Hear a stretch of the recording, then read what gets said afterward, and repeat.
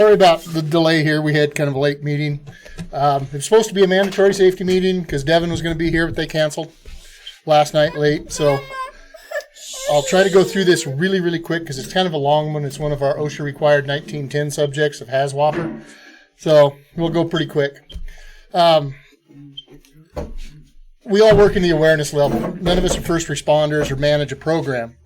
But as a first responder, we have to be able to know how to recognize spills and things such as that. There's some big stories in this stuff on what people did or didn't do that create major problems, like from pipeline ruptures and things like that. That people see things out there but don't report it. And we need to report it. Just like we ask you guys to call in any kind of spills you might see or things such as that. That's your awareness level. You are notifying the appropriate people to do something about this. Some of those goals, as I said, is to get you to know what to do, who to call, how to report it, be it in our shop, be it on a location, wherever, on a roadway. And we don't store hazardous chemicals here other than some of the small things they use in the shop. And what we're talking about here is how to define the process. That even a small spill can become dangerous. Think about that acid wash for the trailers. In its raw form, it is extremely acidic. As soon as you hit it with water, it'll go to a neutral pH of 7 and can go down the drain. But what do you do if you walk into the wash bay and that tote has ruptured and that stuff's all over the place? So you got to know the reporting procedures with that. We'll have the trained people that work around that stuff help clean this up. If we can't do it ourselves, we'll get people that can. But we got to have spill prevention built in. Loading the tankers, that's why you got to be by your controls for spill prevention. In here, you try to block things off where a truck can't run into a tote or barrels or things like that. We have to have those prevention measures built in. If you're working around these chemicals, you should read your SDSs and reporting procedures and how to contain it to keep it from getting bigger. We don't want to put chemicals in unlabeled containers because, boy, it gets really, really expensive really quick to figure out what's in there. Because who knows, there's some yuck in a bucket, and let's dump more yuck in a bucket. Now we might even have a bigger problem. So let's inspect our totes, our barrels, our buckets for any kind of damage. Wear the proper PPE that you need to handle this stuff. Let's not leave them open where somebody trips and falls and knocks over a bucket of something, creating a bigger problem. If you see problems or hazards out there, let's report that. Let's get it fixed so it's safe. That's where we do pre-emergency planning and training. You have your emergency plan in place, what to do if we have a problem in this building. There's one posted in dispatch. There's one upstairs here. Who's going to do what? Who's going to notify people? Who's going to be responsible for clearing these buildings? Where to evacuate our muster areas out here? If we had to get into decontamination and medical treatment, we will have fire department here. But if we had something along those other lines on a location, the producers would probably have some of those. But as I said, you're the first responder. You're an awareness level. You have to know how to contain things, report things. There's your biggies. The operations level, that falls into when we do clean up a spill on location or a 55-gallon drum of stuff that went over in the yard here. What do we do with that material? Because it's now a hazardous waste. We just can't dump it anywhere. There's all kinds of stuff out there. The hazardous materials, it poses a health risk, be it through absorption in your skin, inhalation, or such as that, and could damage the environment. Because we want to have everything with the labels on it to tell you what it is. If it's missing a placard or packaging labels, let us know. We need to get new stuff on there. Because if OSHA were to walk through and see totes of unlabeled stuff, that's a huge violation. And we got to know what we're dealing with. Like, you don't want to put ammonia and bleach next to each other. If there's a spill, you're going to create your own mustard gas that could just take everybody out. It's like packaging of stuff. They have to be separated. What happens if this stuff does release? Do we have toxic clouds, flammable liquids, or gases? Would it be irritants to you to try to clean this stuff up? You have your skin contact and eye contact you got to be careful with. So let's use the proper PPE. And if we got a lot of bad stuff, we might have to evacuate that area. But what the goals are for HAZWOPER is to deal with hazardous substances, prevent spills, and what to do after a spill. And our roles, we recognize a release of something. If we know what it is, let's include that when we report it. And how to protect ourselves and others, tell them back up, get out of the way. And how to get assistance. That's why we're going to let dispatch know. They're probably going to ask you, do you need a fire truck in the shop? Or do you need a hazmat response? We don't have enough quantity for a hazmat response. And we don't have real acidic stuff. As I said, our acid wash, you hit it with water, it goes neutral, and they can dispose of it safely. But know how to get assistance for things. Know where your ESDs are on location. Know where the ESD, the emergency shutdown, is on that fuel island out there. There's one on each side of the pumps. You shut her down if there's a problem. If we got lots of pooling of liquid or big spill, we need to block that off so it doesn't get tracked and contaminated further. And then there's all those non-hazardous spills. Little spills that we can take care of right away. But if you're not sure, call somebody, get help, ask. And we got to identify the chemical. We know pretty much what's on our chemical trucks or our tanker trucks. You have xylene, that's your hazardous stuff. There's antifreeze, though. There could be motor oil. There could be ATF. There's all kinds of things. Depending upon what kind of antifreeze you have in that truck, it can be a very serious hazardous release if it's not the environmentally eco-friendly. But let's get people out of the area if we have to. Let's report that to dispatch. Dispatch then notifies either Kyle or Joel with what we got going, Alan, and we form an idea how we're going to attack this, how we're going to get it taken care of. If we have to block it off, use caution tape, cones, whatever, rope. Always use your PPE around this stuff. Let's try to contain it. If it's leaking, let's try to stop it if we have the right tools to fix it. Then we get people in there to clean it up, and if we have to decontaminate and that. There are different levels that we have to report releases to the federal government, to the EPA. Some of them are fairly low. We've got to be very careful of that diesel island out there. If we get over 15 gallons of diesel on the ground, that's a DEQ recordable spill.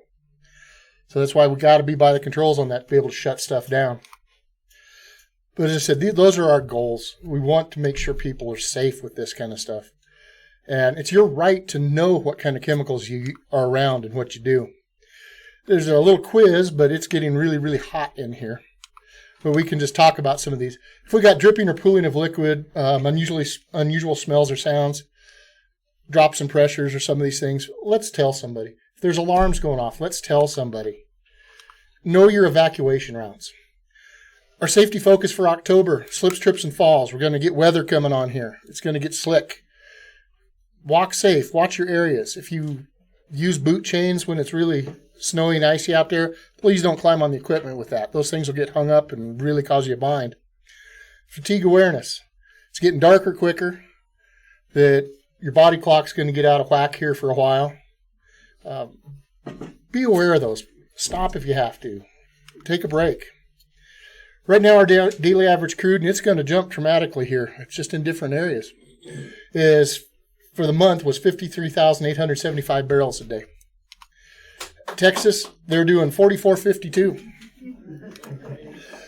Production Water and Water Division, they have new clients coming on. You'll start seeing their trucks out in the Samson field quite a bit. And some of the other producers, they're going to be jumping pretty hard here pretty quick. One thing we wanted to put out is one of our own, David Wilkinson, he works on our Water Division. He ran to town on a Saturday afternoon to get some stuff, comes back to his house fully involved in a structure fire. Burned it to the ground. Killed his dog. They're trying to piece their life back together. The City County Firefighter Burn Fund put him up in a hotel a bit. He's got a place to stay after that, but he's used his savings and everything to try to get clothes and all that kind of stuff for the family. So if we could try to get him some non-perishable foods and things like that, they got another little trailer they're going to try to live in. They have nothing to eat, and the money's not there to even get them food. So challenge ourselves. Let's look in the pantries, your cabinets at home. What can you spare? It'll go a long way for them. Big note is if you're covering for another driver, work the entire shift. It's not a one and done thing. Let's do the complete shift you agreed to swap, or make sure you show up on that day that you're going to swap with a guy. Some other things that Randy Toohey brought up from the water side for us. We talked about it a little bit last week. Winter weather's coming. It's going to get colder. Make sure you have extra water, some food, granola bars, jerky, whatever, in case you get stuck. We're not going to leave you there, but it might take us a while to get to you. Have some stuff to be able to continue on. Check your chains before you need them. Would have been great the last couple of weeks when it was nice to make sure your chains are all in good order, instead of you get out there and go, oh crap, they don't fit, they're broken.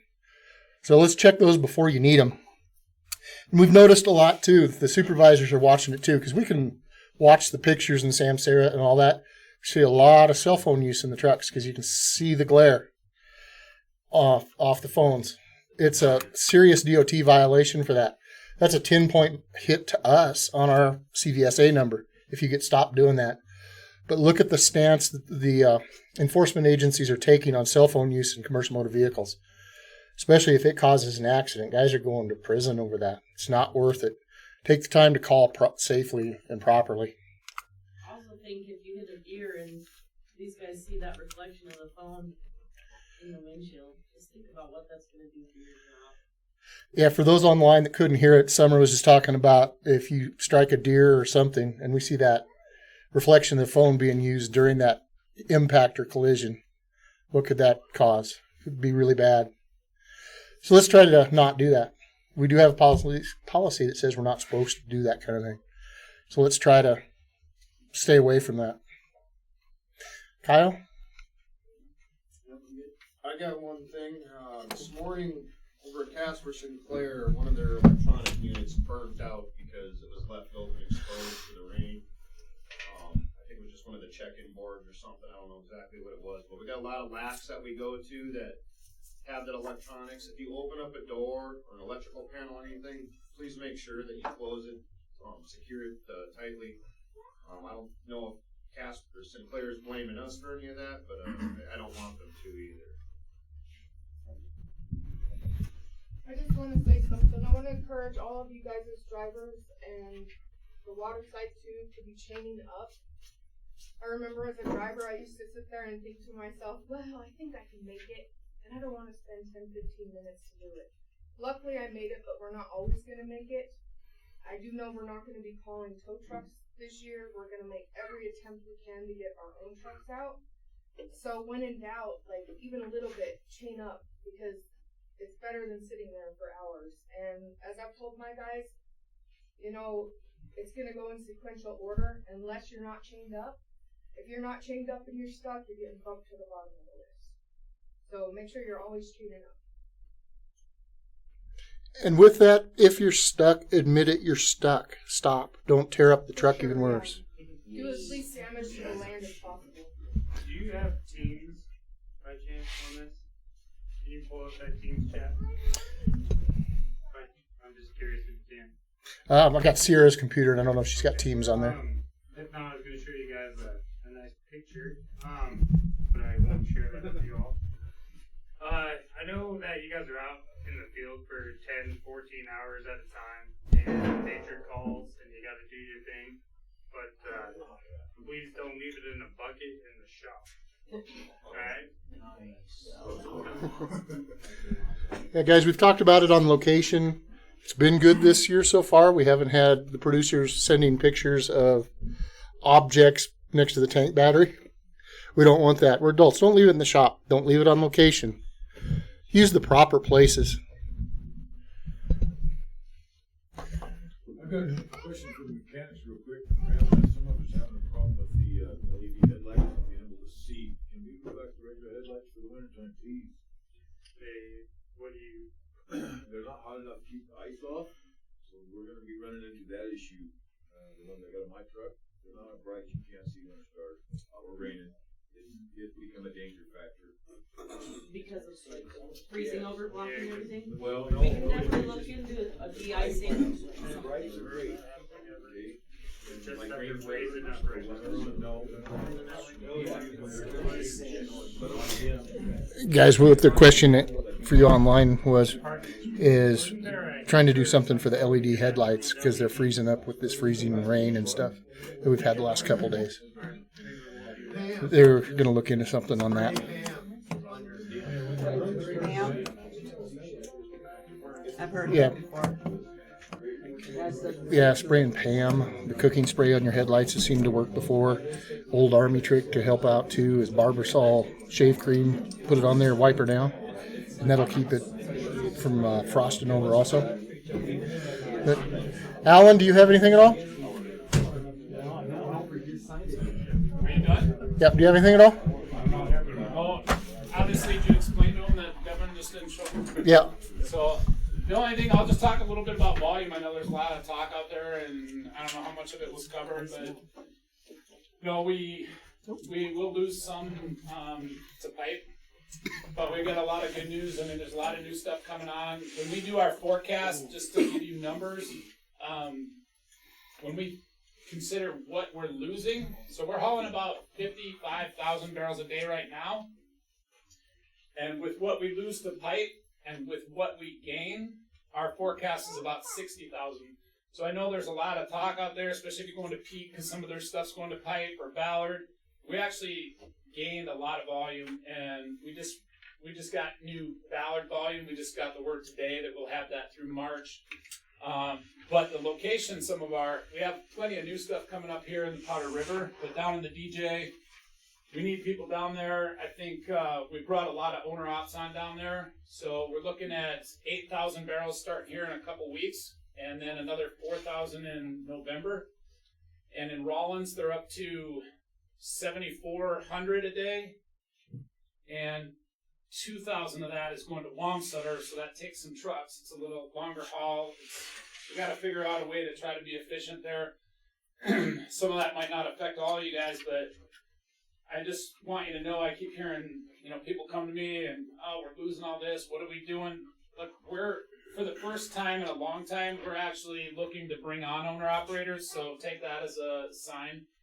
We're also trying to update equipment. I got rid of 7 old trucks, 4 of which didn't even run.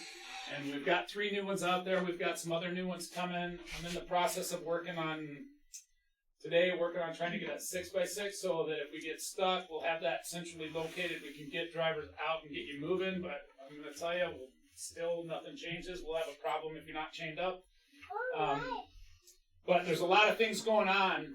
And I'm glad you guys are all here. I know you were here expecting the Devon training, and I apologize for that. We'll get it made up, but I like that we can have meetings when everybody's here and get your input. I've said it before, you guys are the eyes and ears out there. If you see something, say something. If there's areas we can improve, say something. The customer satisfaction, our producer satisfaction is the only thing that keeps us winning this race, because there is plenty of companies out there doing what we're doing for less rates, for less money. And but they go with us because we're reliable, they go with us because we're safe, and they go with us because we basically just do a good professional job. And I mean that, I'm not blowing smoke. I mean, we make mistakes, we've certainly had our share of spills, but when you look at the volume that we're moving, and with the reliability we do it with, we're averaging getting every load between 24 and 48 hours. And there's not many people that can say that. We just dealt with a weekend of mud, and we just averaged 58,000 barrels a day. So, 55 here, and then I add in a little bit of the Texas, and it's tough. We had a few stuck trucks, but nothing significant. And I will say our ratio on vehicle inspections from law enforcement this last week was 4 good to 1 bad. And that I'll take any day of the week. So I appreciate it. Our equipment, the pre-trips. I mean, your efforts are showing in results, and I really appreciate it. We need those positive ones. Does anybody have any questions? Does anybody have anything else? Did you go over the stuff with David? Yeah. Yep. You did? Okay. Awesome. I won't hold you up any longer. Sorry, Ben. Yeah, we missed that pinnacle You remember that safety meeting for them? Planes. There's about 5 or 6 of us. Is anybody gonna send us over there to get it? To Pinnacle? Yeah. Well, if we have to do it, we'll have to do it. I'm not sure what the expectation on them is. We've Well, been, she said she does it at 9 in the morning and 2 Are in you the talking afternoon. about planes? Yeah. Yeah, planes. Yeah, if you aren't here for planes, you have to go down there and do it. Well, yeah, but she'd rather have a group. I get it. So she's not doing it 6 She times? doesn't want to do it single. Basically, what she was saying. Kyle, do you know, do we have particular drivers going in there, or is it everybody? Well, everybody has plane cards. If it's your load, if it's an RKI, it's going into Pinnacle. So if you want to get your planes card, we need a list of who doesn't have a planes card. That way we can schedule a time with Karen over at Planes to get it. Does anybody get locked out of Wyoming Refinery today? So we had some trucks there. I apologize, but we did plan. We just changed our insurance is October to October, and so we had some insurance issues where our insurance expired, but the new one started, and they didn't have the copy of it yet. We did everything to try and have that in advance. We just didn't have it, but we got it taken care of, so that's not an issue. Took a couple hours this morning to make sure that we could be allowed in there. I don't have anything else. I appreciate it. It's good to see everybody here. I'm glad to see the mechanics here. I'd like to see this kind of turn out every week, even without Devin training. So I appreciate everybody being here. Anything to the new employees need to stay? Are we going over IBMS or anything? No, we're good. All right. Thank Mechanics you. are staying up here though. When the paper runs out in the Casper, can you put it back and fill it back up? 4 times this week for me. Well, thanks for attending, folks. I know it was short and sweet and kind of chaotic, but you will find there is no safety focus word on this week because we got kind of rushed with stuff. But I appreciate you coming in, guys.